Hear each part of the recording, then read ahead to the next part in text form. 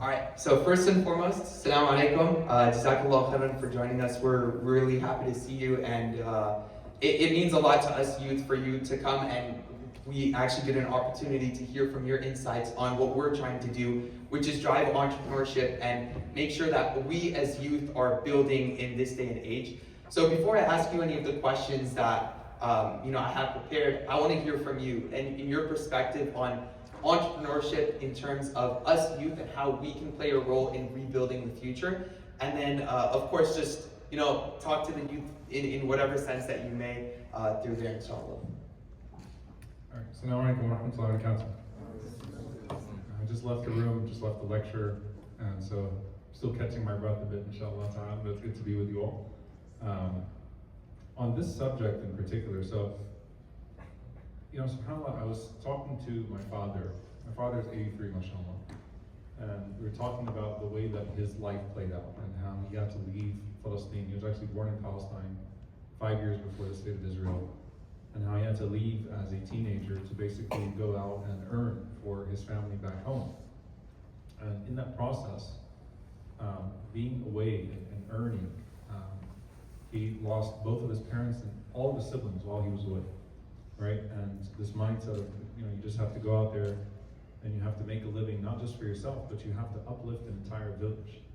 And I think about how blessed we are to have been handed down these stories and these legacies that we just don't have to work as hard as previous generations did in order to have our livelihood. But because of that mindset, I actually had to work really early on in my life. I had to live independently very early on in my life. I was taught, I had a job when I was 14 years old. I had to do what I had to do, earn my own money. If I wanted to buy something outside of my food, drink, and my shelter, it was on me. And it felt harsh at the time, but subhanAllah built in me this self-reliance.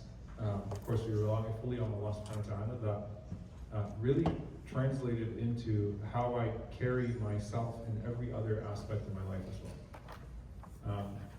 There was a bay'ah that was given to the Prophet ﷺ, a pledge, where Jarir ibn Abdullah radiallahu anhu says, "Bay'atu Nabi sallallahu alayhi wa sallam ala alla as'alu an-nasa shay'an." I took a pledge with the Prophet ﷺ to not ask anyone for anything else. He said, to the point that if I dropped something if I dropped my rein, or the whip on the horse, basically, if I dropped it, then I wouldn't ask someone to pick it up for me. I'd get down and I'd pick it up myself, because that's how much the Prophet ﷺ taught us in terms of maintaining independence. When you have that mindset of, I'm going to build so that I can build other people up, so I can be the giving hand rather than the lower hand, the receiving hand. The Prophet ﷺ said, the upper hand is better than the lower hand. He said the upper hand is the giving hand, the lower hand is the receiving hand. Once I have that mindset, then I not only have a better quality of life myself, but I can actually be a source of support for others. And all of that has to be sincere for the sake of Allah subhanahu wa ta'ala. So learning independence, entrepreneurship, how to think a certain way about the world, how to make things work in a way that's not just given to you, is actually extremely beneficial to your religion as well as your worldly affairs. Yeah, that's some beautiful insights in terms of intention and making sure that we're driving us that in order to serve the Muslim community and doing it for the sake of Allah, which actually leads me to one of the most important questions I wanted to ask. So in terms of intention, obviously, we can say that we are doing something for the sake of Allah, and we can intend that in the beginning.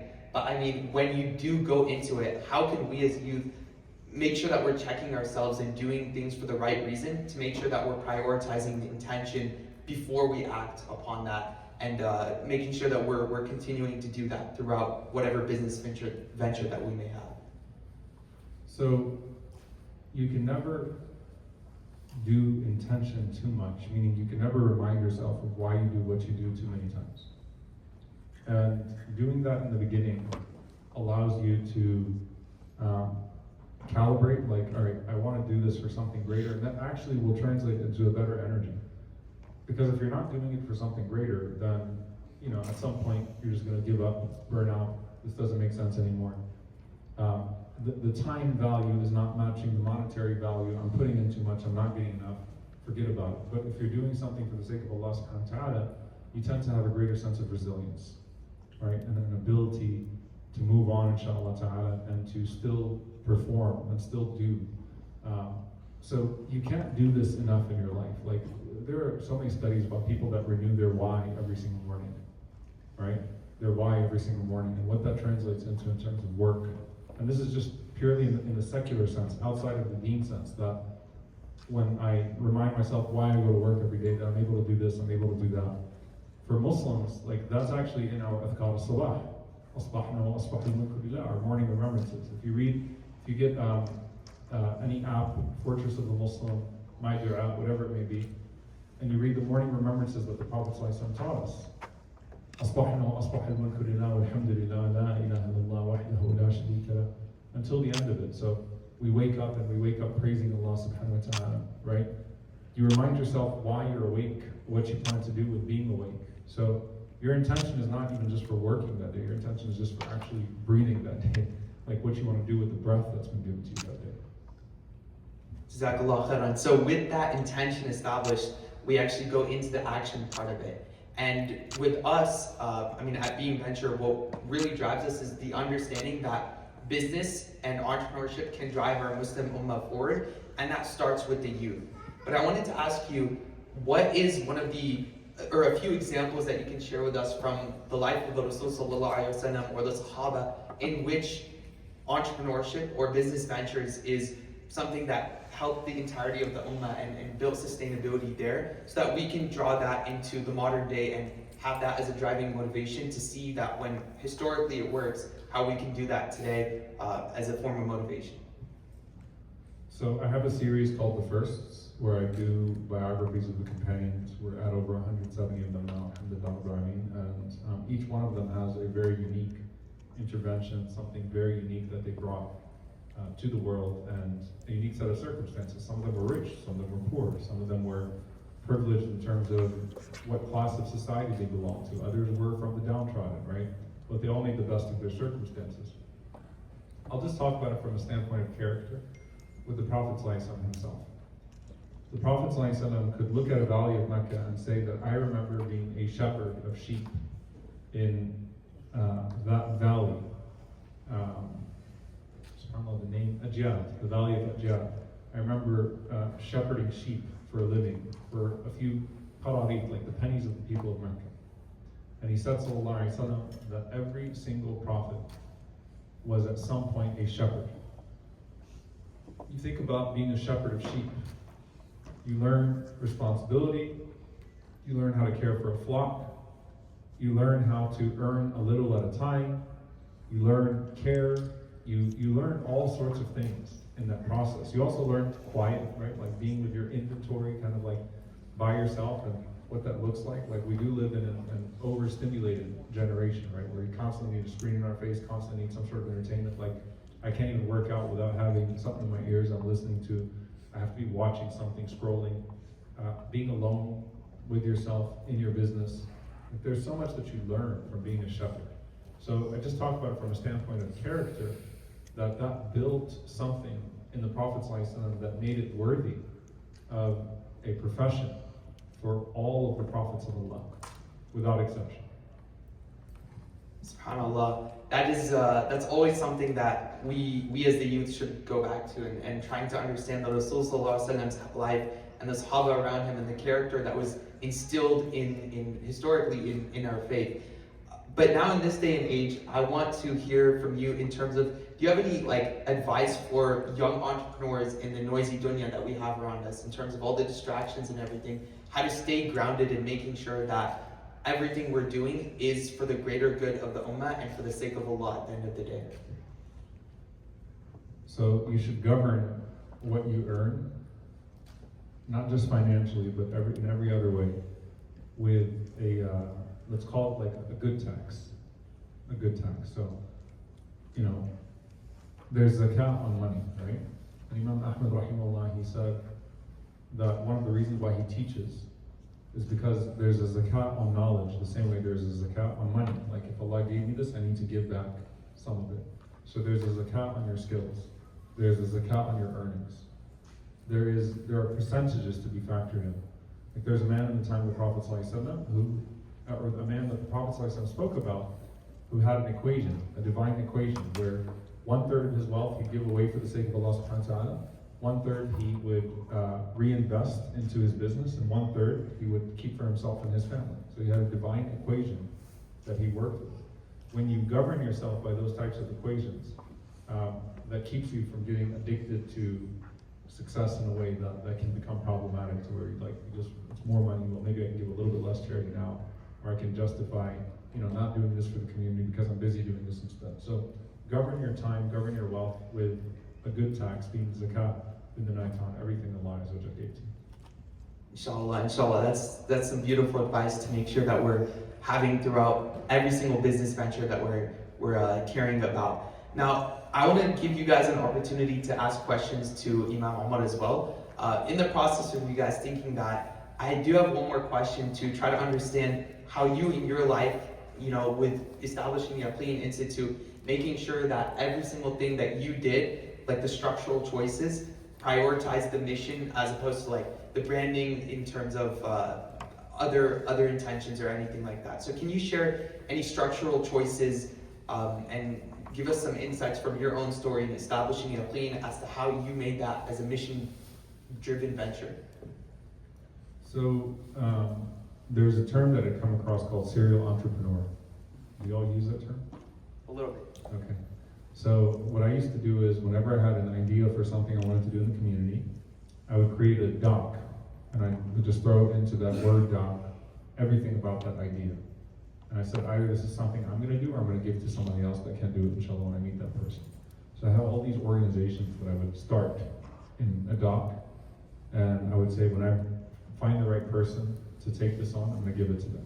On a personal level, obviously I studied Islam, and my prime contribution to the world would be teaching Islam, right? So Yaqeen Institute, we had some principles that we started off with. One of them was that I never wanted to charge for anything that we do, because I wanted Islam to be free. That was a principle that I was working with. I never wanted to have in my mind how marketable or profitable is this content. Okay? So we had to come up with a system then. Now, by the way, it's a non-profit, right? So we're not talking about the same thing in terms of establishing a business, right? But the idea was I had a principle, and I needed to find a way to be faithful to that principle without compromising the viability of the organization I wanted to start. All right? What I also did was I found like-minded people that could fill in the blanks in a way that I couldn't. So I found co-founders. I'm an Imam, I'm a professor of Islamic studies. I'm not an entrepreneur. I've never run a multi-million-dollar organization. I've never had employees, right? So I found people that have scaled businesses, that have built businesses, that were willing to volunteer time to help me scale this thing out, to capture my vision for the organization, and to help scale it out. The last thing that I'll say is that I believe in what I do. And that's where you'll start to see, people will waver. To me, I don't judge the value of Yaqeen by how many views we got, how many subscribers we got. So when someone comes up to me and says, you changed my life, I was going through a really hard time, and this actually got me through that hard time, or, I started praying because of this, or I became, they start citing transformation in their lives. So I believe in what we do in a way that transcends numbers. So I don't play the numbers game with Yaqeen. I don't judge the success of Yaqeen based upon numbers.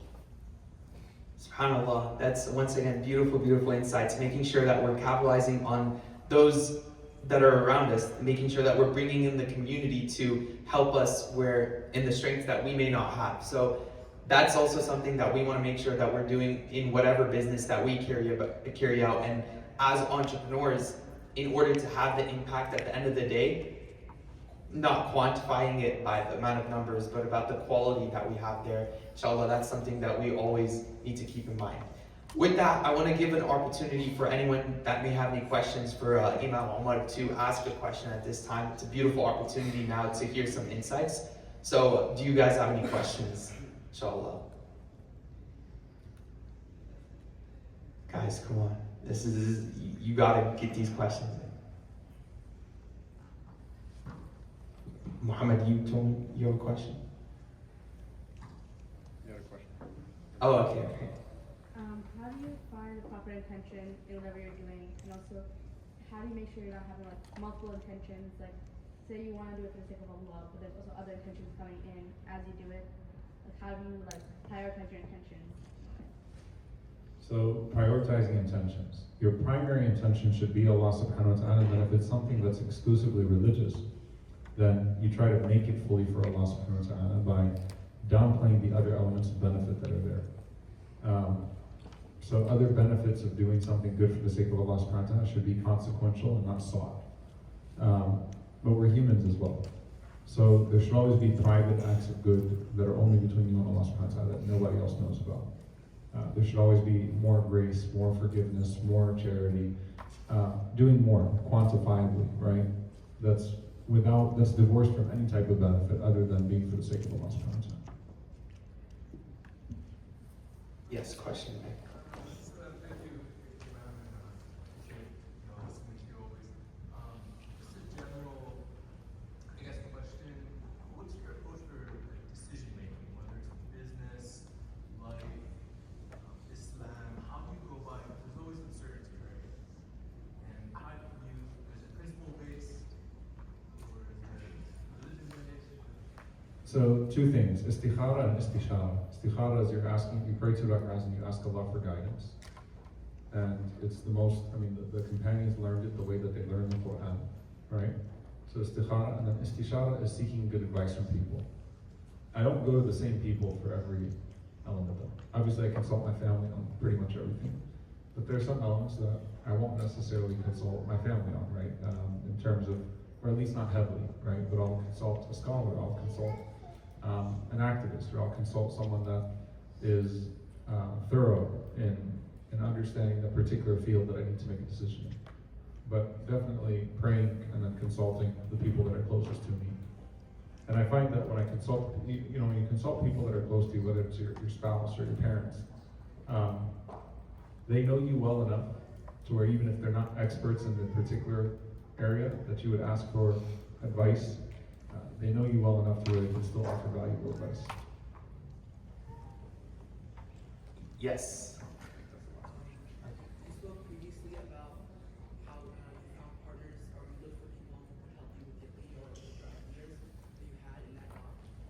So how and where did you find those partners, like specifically, and what qualities should we look for finding partners for our business? So I'd say in general, try to surround yourself with people of ambition. Like it's the friend circle that you choose. There's a saying, we had a knowledge retreat, and it was on the Hikam of Ibn about his statements of wisdom. One of them is, وَلَا تُصَاحِبْ مَنْ لَا يُنْهِضُكَ حَالُهُ وَلَا يَدُلُّكَ عَلَى اللَّهِ مَقَالًا. Don't accompany people that don't inspire you by their states or guide you by their words. It's one thing to not accompany people that aren't sinful, right? They're going to pull you into a sin. It's another thing to accompany people that inspire you to be a better person. So look at your friend circle as a whole, because that's where that relationship with Yaqeen was born, by the way. I looked at my immediate friend circle. Surround yourself with good friends, inshallah ta'ala. Find them in projects like this, in volunteer opportunities, wherever it may be, inshallah, and then grow out of that. Allah. Well, Jazakumullah khairan, guys. That's all the time we have for questions. And Imam Omar, thank you so much for joining us. Allah, it means a lot, and inshallah the words you shared with us is going to have a big impact on us and motivate us and inspire us to make sure we're grounded in whatever we're pursuing. So once again, Jazakumullah khairan, and